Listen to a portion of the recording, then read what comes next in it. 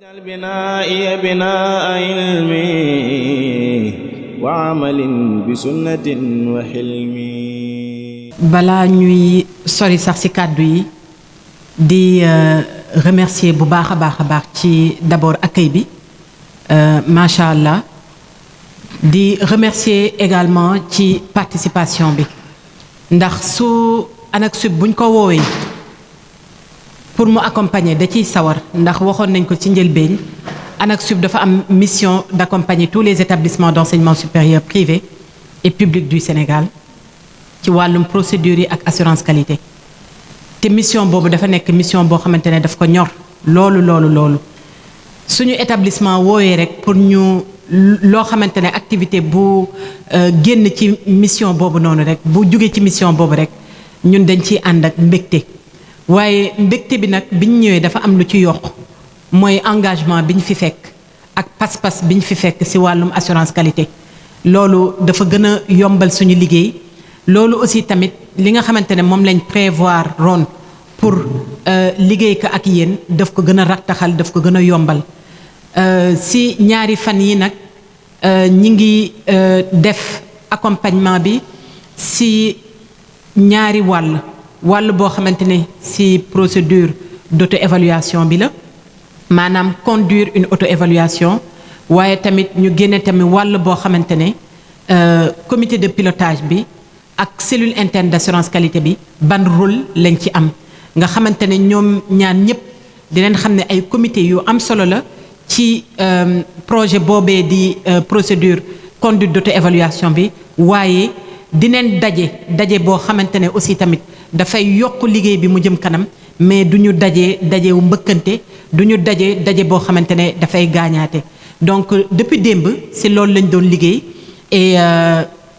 yàlla aussi tamit dogal na activité yi nga xamante ne moom la ñu def muy 2 atelier boo xamante ne dafa porter ci utilisation référentielle d'évaluation bi nga xam ne mooy outil de base procédure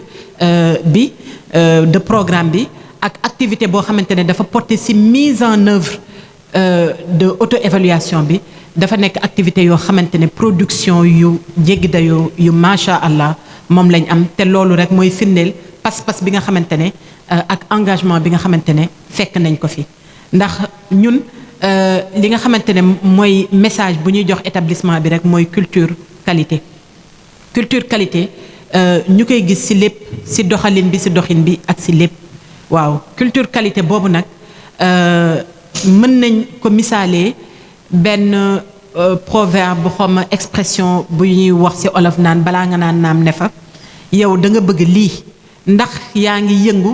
wala ndax yaa ngi toogaayu lii nga bëgg nga mën see jot dama bëgg nekk docteur en médecine est-ce que li nga xamante ne moom lay laaj yaa ngi ci donc day mel ni par exemple tey rek buñ ko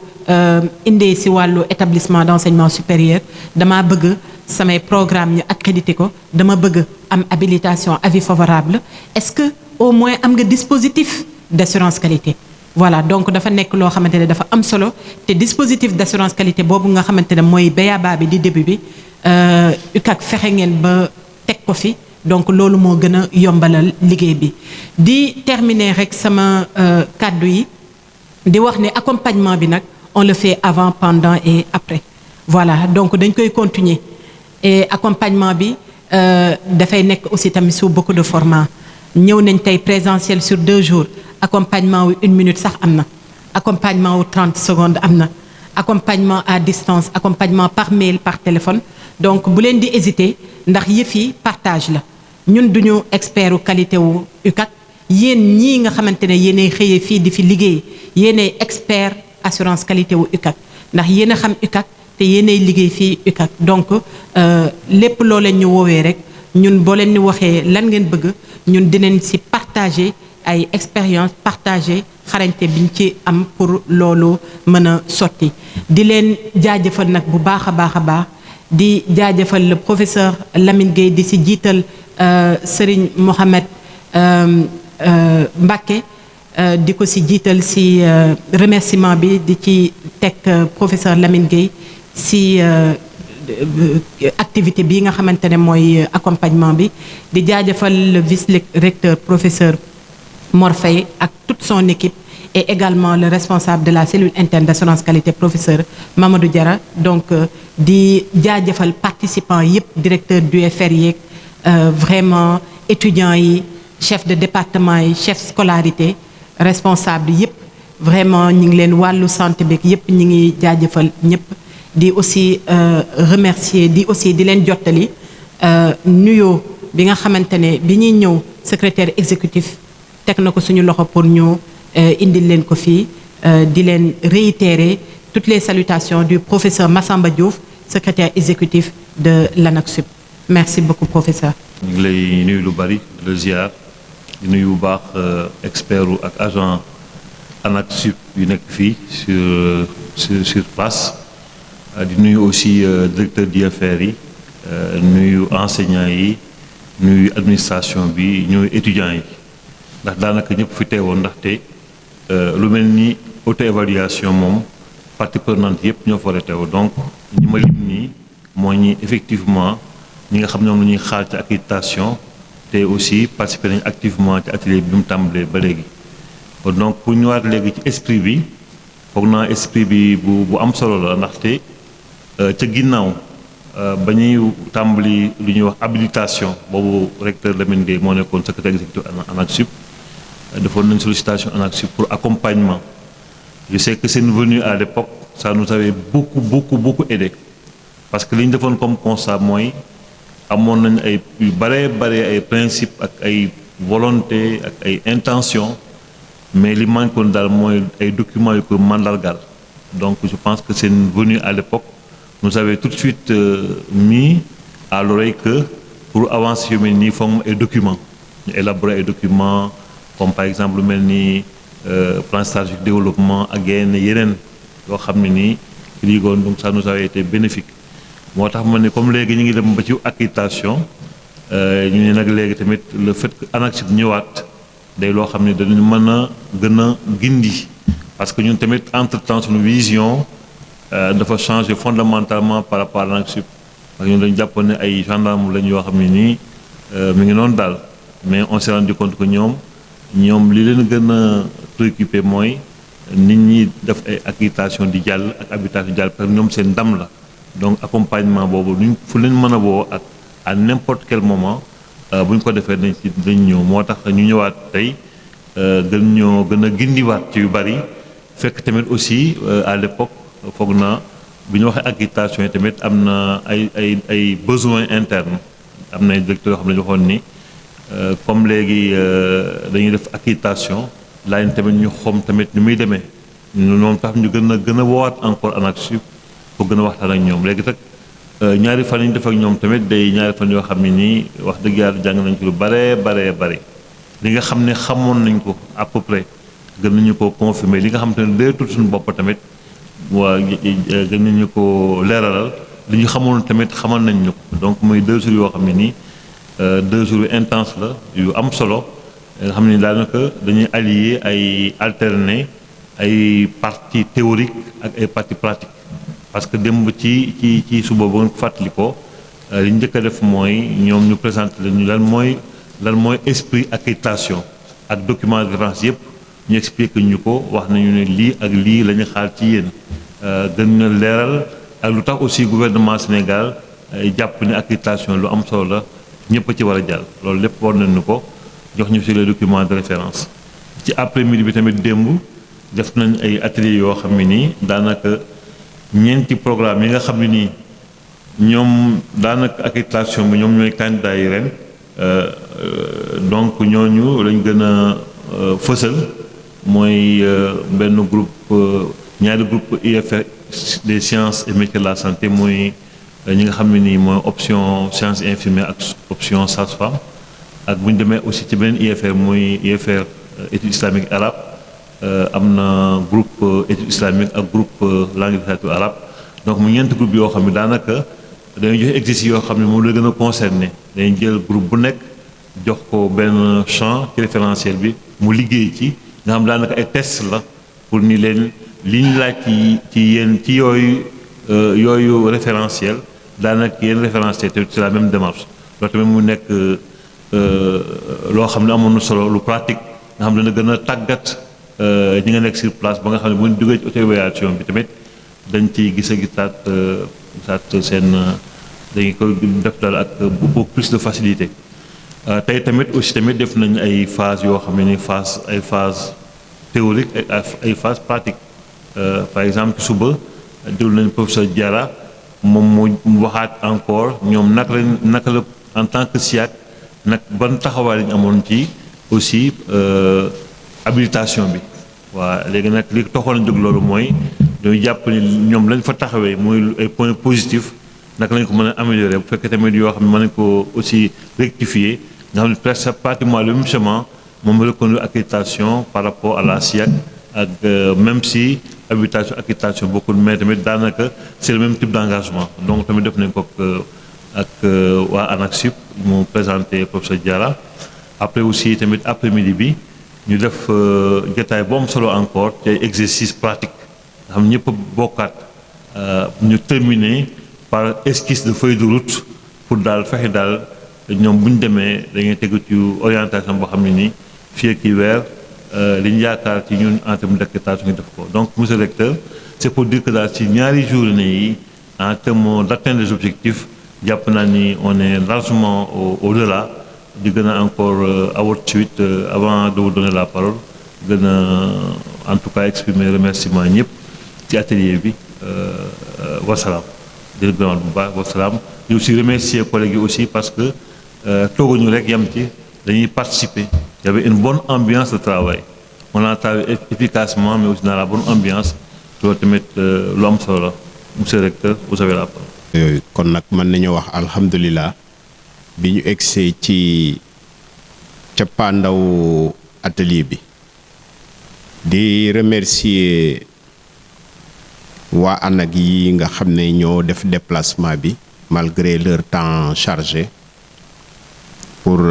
animer atelier bi comme ni ma ko doon waxee début bi c'est des personnes d'expérience parce que lii ñu doon def ak yéen concrétisation bi jóge ci université Sénégal yépp mooy seen liggéey ñoom suba ba ngoon ci loolu la ñuy nekk di nit ñu am farlu fonk seen liggéey mën naa ci témoigner parce que liggéey nañ ensemble longtemps duñu koy caaxaane liggéey foo leen fekk ñi ngi seen bureau toog à l'heure di càmbar dossier yi moo tax ñu am expérience ci liñ leen wax dossier bu fa jaar buñ defee retour souvent ki ko envoyé def retour du am lenn lum ci teg lu dul améliorer lim doon def donc am nañ chance madame Oulimata Sarr Thiam ak Serigne Macoumba Sey ñëw animer atelier bi beneen chance bi aussi mooy seen disponibilité dégg ngeen madame Thiam wax ko te noonu lay demee ce sont des agents yoo xam ne foo leen soxla ñu ñëw mais aussi saa yoo leen soxlaa mën nga leen jot par les canaux téléphone SMS normal wala WhatsApp wala bokk mail ak réactivité bu mat sëkk dootee ñu def liggéey ba ñuy def toujours mooy accompagner au niveau national loolu moom lu jara naw la parce que yombul def donc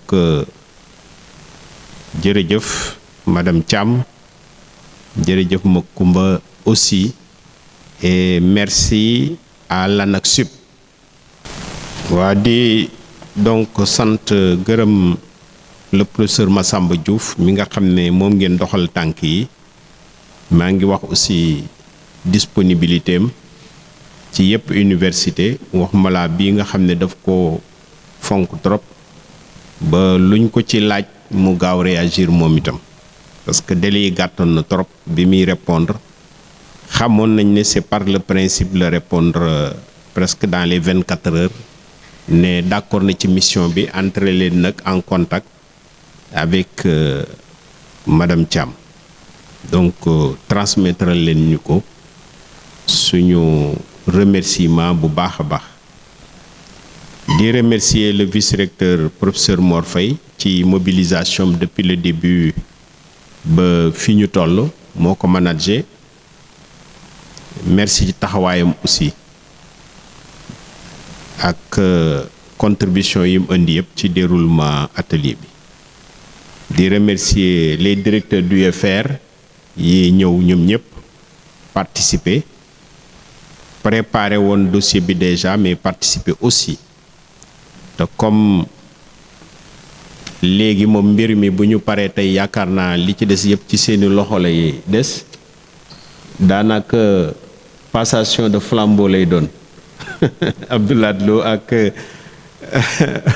tey lañ leen di jébbal flambeau bi moom da nga xam ne li ci des seen responsabilité la ñun dañuy accompagner rek à partir d'aujourd'hui bàyyi leen nag ànd ak nag moo tax suñu xel dina ci dal parce que xamante bi aussi lu ci amoon solo la parce que man ngay jokkoonteeg nit téléphone nii mais gis ko nii ngeen toog mu xam la foog naa moo ëppati solo remercier directeur yi amul procédure ren tey wàcc pour déwén aussi ñoom Masek ak Dame Nia ak waa Ilamel ñoom ñëpp daal remercier directeur u SIAC avec toute son équipe Diarra moom flambeau bi mooy accompagner même bu ñu leen ko joxee moom daanaka mooy représenter rectorat foofu remercier les chefs de département et tous les chefs de service du rectorat yi fi teew muy informatique muy logistique di scolarité ñooñu aussi ñu fekke woon affaire bi am na solo trop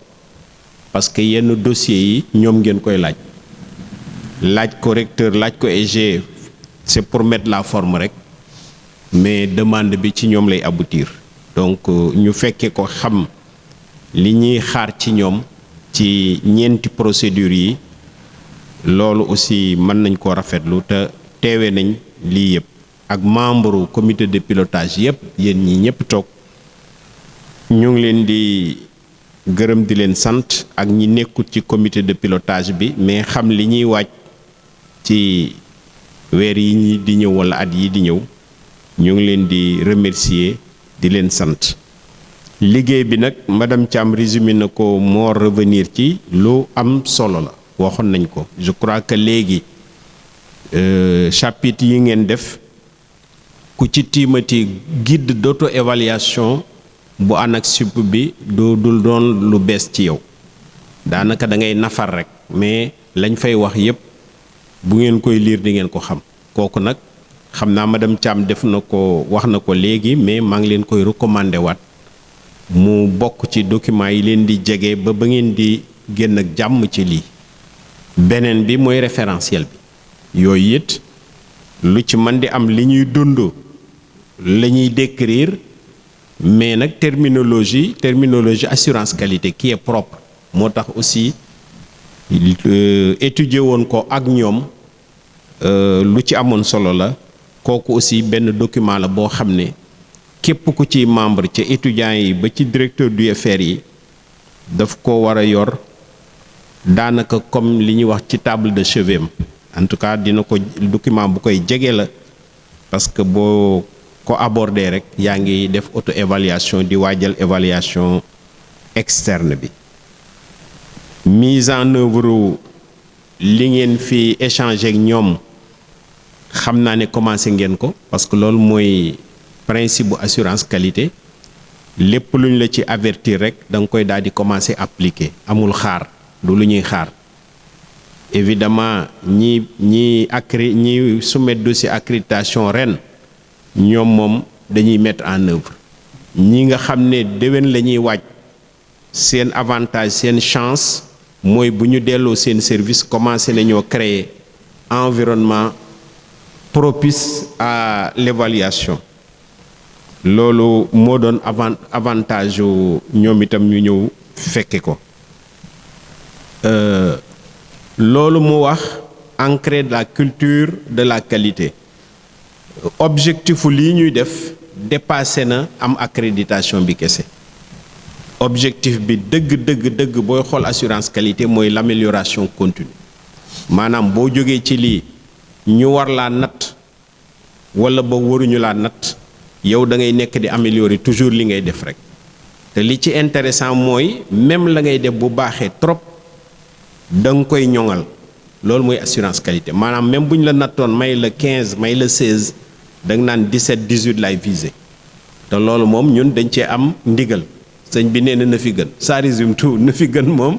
xam nga nii ngay def di dem rek ba touché 19 et demi wala 19,75 boo mënee am 20 sax ne ko sëñ bi am naa 20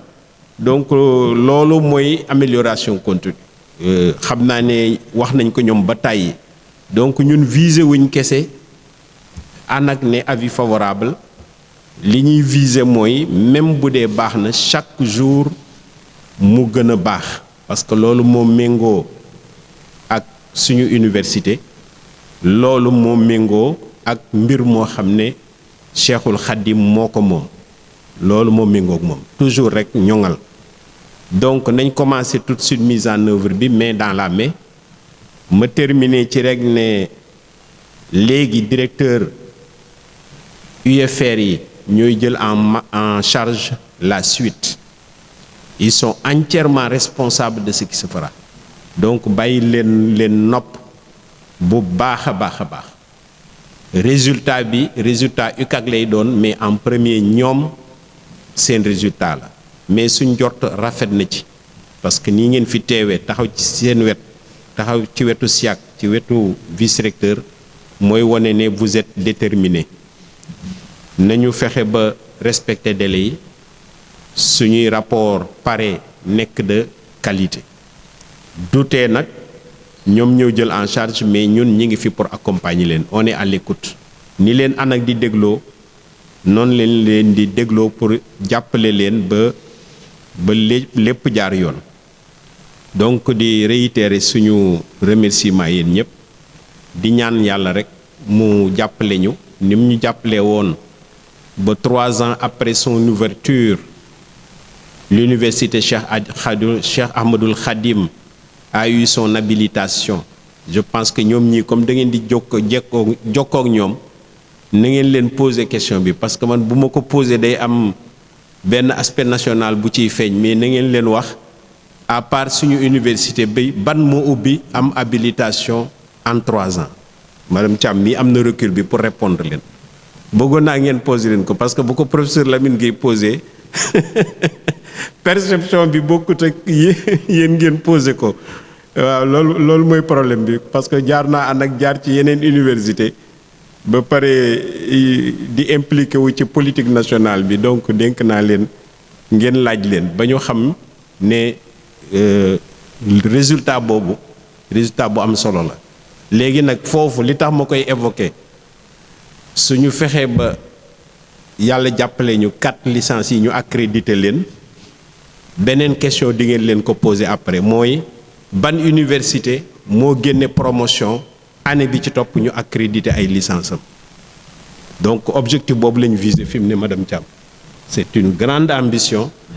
mais xam na réponse xam na réponse bi ba pare mais préparer leen réponse bi parce que dinañ la ko poser ban université privée Sénégal moo ubbi parce que bu dee public yi amu fa moom xam naa public yi fa laa jaar ban université privée moo ubbi dem accréditation bi mu génnee sa première promotion loolu mooy ambition te ñun dañoo war a am ambition parce que li ñu dénk lu am solo la ci suñu yoon wi mais lu am solo la ci Sénégal parce que enseignement supérieur éducation mooy développer am réew di leen sant di leen gërëm di leen souhaiter bon retour bu moytuwut ndogu sekkee nag njaween dina leen dab parce que balaa ngeen di egg seen kër moom sekkeen yi dinañ jeexal lépp waaye foog naa Mor Faye dina jëli disposition ba ngeen am loo xam ne sekkeen yi dinañ leen ko bàyyi ak njaween yi wasalaamualeykum wa rahmatullah بنائي بناء علمي وعمل بسنة وحلمي